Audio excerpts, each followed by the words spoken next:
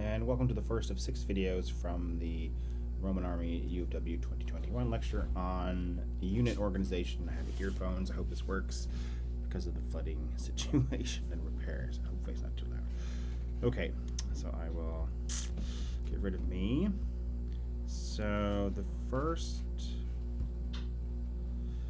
Alright, so again, unit organizations, these are the regiments and so on that make up the Roman military. I'm going to talk a bit about them and where they are and a bit on how they change over time. But for the first video, I'm going to say a little bit about the organization when Pullo was around, approximately, sort of late Republican, early Imperial era.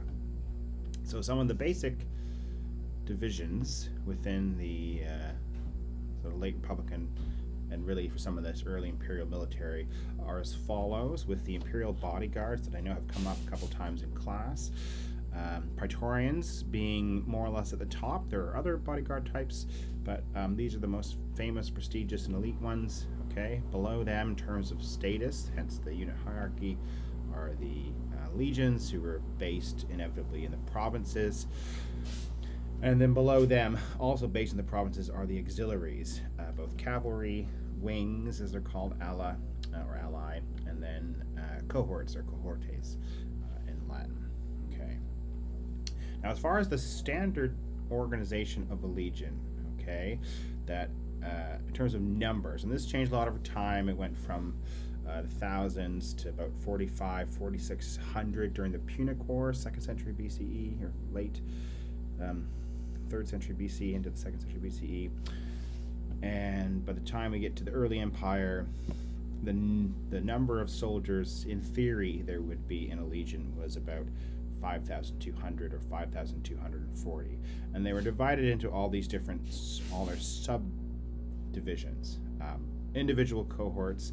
You can see here 10 cohorts, a double cohort which numbered about 800, and then 9 single cohorts which numbered about 480, and then 120 cavalry on top of that, and each cohort comprising 480 soldiers would be divided into 6 centuries. Okay, now you think a century would be 100, but actually it was usually closer to 80 with some exceptions. Okay, so that is the general organization of the legion. Oh. Okay. Come on. Okay, as within the legion, there were different officers involved with different tasks, and this is an approximate hierarchy of those officers. At the very top was the legionary legate, who is in charge of the legion. Below him would be a couple of different tribunes, sort of another high-ranking officer. These are all people who come from high-ranking parts of society. So there's a narrow purple-striped tribune on the one hand, and there would be 5 of them, and then there would be one broad purple-striped tribune. One of them, again, slightly higher than the narrow purple stripe. And then we get someone, the prefect of the camp, who's in charge of the whole camp. In some ways, he should be separated from this list, but it kind of gives you a sense of their relative weighting.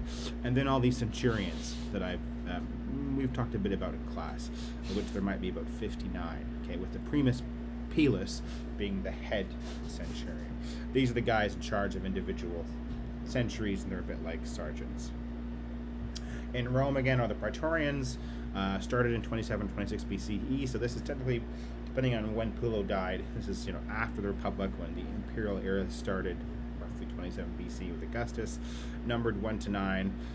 They had 9 cohorts, or 9 cohorts comprised the Praetorian Guard of 500 to 1,000 men.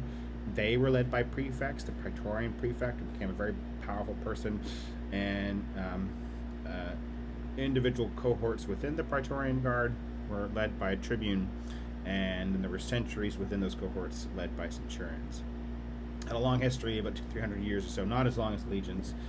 Disbanded, reorganized by Septimius Severus, and then Constantine brought them to an end because of other issues. Now, there were other bodyguards in Rome, or other military, so this is just some of them. It's a big subject. There's the urban cohorts numbered 10 to 12, sort of coming after the Praetorians, 500, then eventually 1,000, commanded by 1 tribune and 6 centurions, later by Praetorian prefects that kind of acted as a police force in the city. And then we have the Vigiles, 7 cohorts, perhaps 1,000 strong. They're sort of quite lower ranking in stature, rights, privileges. They're kind of like a police slash firefighting force with a prefect in charge.